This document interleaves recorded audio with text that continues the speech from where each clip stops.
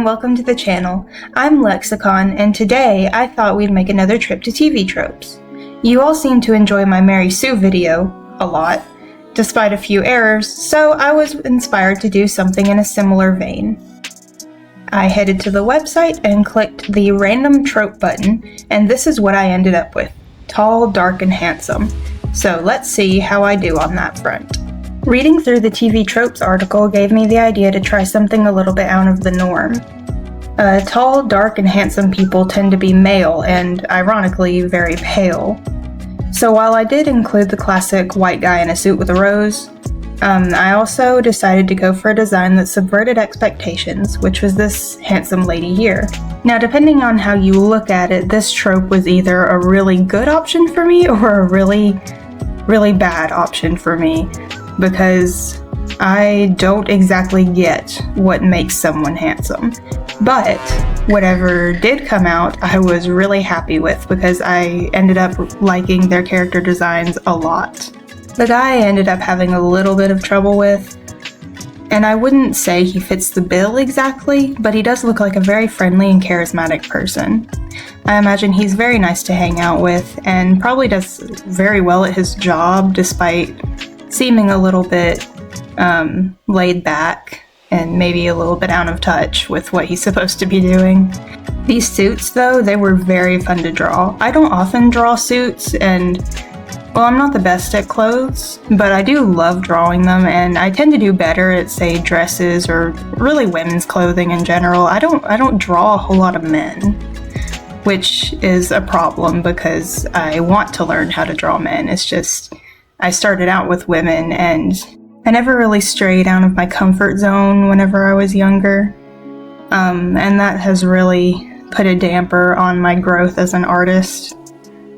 But it's never too late to learn something new, and I really have been putting in a lot more effort lately, and I do like how this guy came out.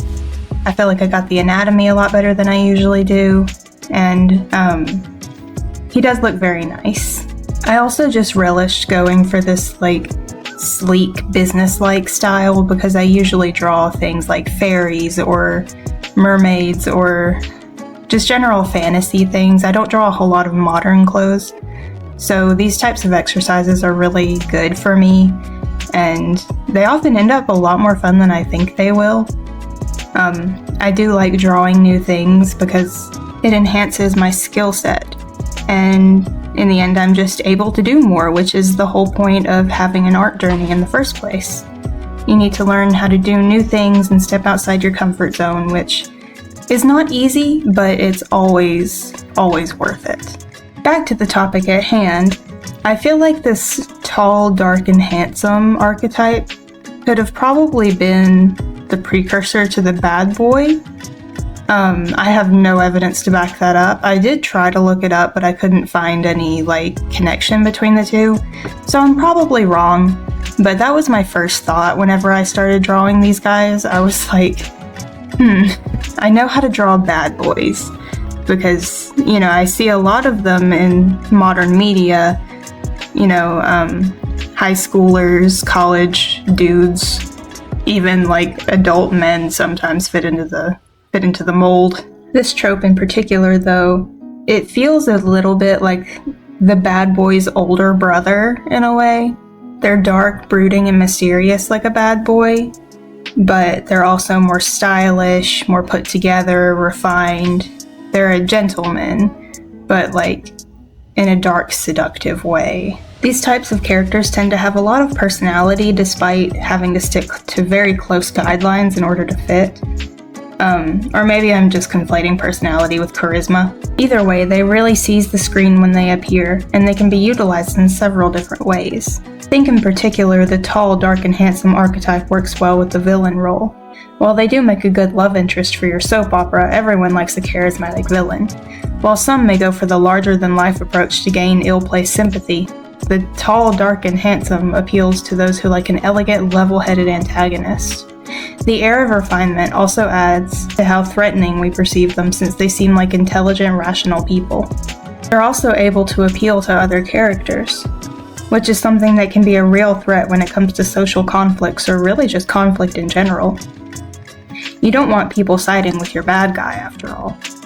Well, as an author you do. As someone in the story, that's definitely not a good sign. So here I'm starting to color them both. I'm starting to fill in all the lines and polish up some things.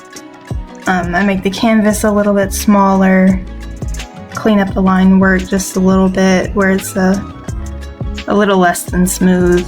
I am glad I started to go with a more subversive take too, alongside the traditional one, because I just ended up liking her more. She has a more interesting design to me. There's nothing in particular wrong with this one over here, which again is why I put him down. I felt like it would be a little bit of a cheat if I just completely changed a little bit too much out of the norm. But there's no reason we can't embrace the new and the old in artwork, in media, really, of any kind. After all, as the artists, the writers, we can have our cake and eat it too, because we can just sit there and bake 2 cakes if that's what we feel like doing. In fact, I feel like they would make a pretty good team in their own story. I could see them either as a villain couple or just spies, something like that. I can see them going to a lot of social galas and gathering intel and what the spies do again? That sort of thing. Secret missions, laser guns, all that sort of thing. I feel like they would have a pretty cool relationship too, whether that be platonic or romantic. It is Pride Month and she does look very lesbianish, so I could see like a platonic relationship between the two of them. I do sort of like the idea of them as a romantic couple though, simply because I tend to like whenever the roles are switched, and with him being more like friendly and open, her being a bit more sleek and serious, I feel like that would be fun. I could definitely see like her being just ridiculously strong for her size and Bridal carrying him away from like an explosion in slow-mo or something.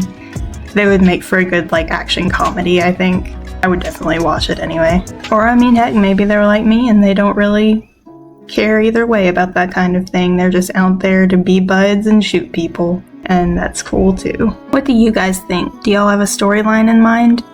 Or names, backgrounds, anything like that? What do you think their dynamic would be like? Do you agree with me? Let me know in the comments. Anyway, these are my 2 tall, dark, and handsome babies, and I'm very sorry, but I absolutely had to give him a really stupid curly mustache. I had to. It was so funny. I'm sorry.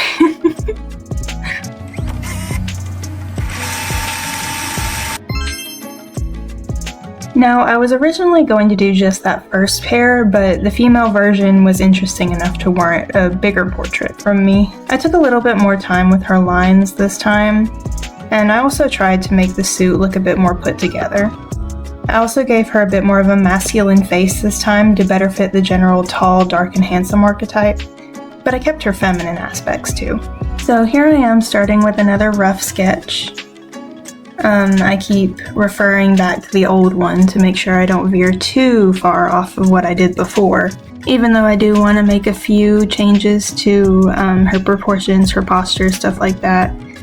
I still try to stay pretty faithful to her old design. Well, I say old, I pretty much did these right close together, so they were still pretty fresh.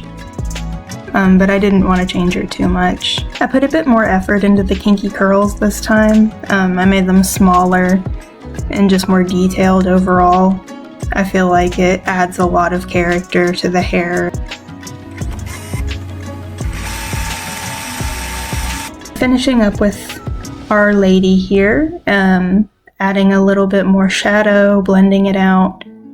I toyed with the idea of just leaving her with basic shadows, but it ended up a little bit too dark overall with the dark red background and the suit and everything. So I decided to put a little bit of lighting and highlights on her. Not quite yet, I'm still buffering out the shadows and everything and adding those. But she came together quite well. I was starting to feel a little weird about it in the middle, a little bit unconfident, but it all came together at the end. I was a little rushed because I started her after I was done with the other two, and I was kind of getting art fatigue a little bit, and also I had taken too long to put this video together amongst everything else I do. So it's a little bit sloppy around some of the edges, but I still do really like how she looks. I'm definitely feeling Tanya as a name. I don't really know why, she just looks like a Tanya to me. But she's super cute. I love her, like, the shaved part of her head. I kind of have a little bit of a bias as far as that goes. But she does look very nice. I like how the suit came out. I worried that the background would blend in a little bit too much since it's the same color as her tie, and it's also just a very dark tone of red, but with the highlights that came in, she looks a lot better. I tried to use the auto contrast tool, but it did not work. So I had to go in and manually brighten up the colors and stuff like that without, lightening them. There's a big difference. I'll spare you the details and the finishing up work because it took a little bit longer than I thought it would, and we'll skip straight to the finished product.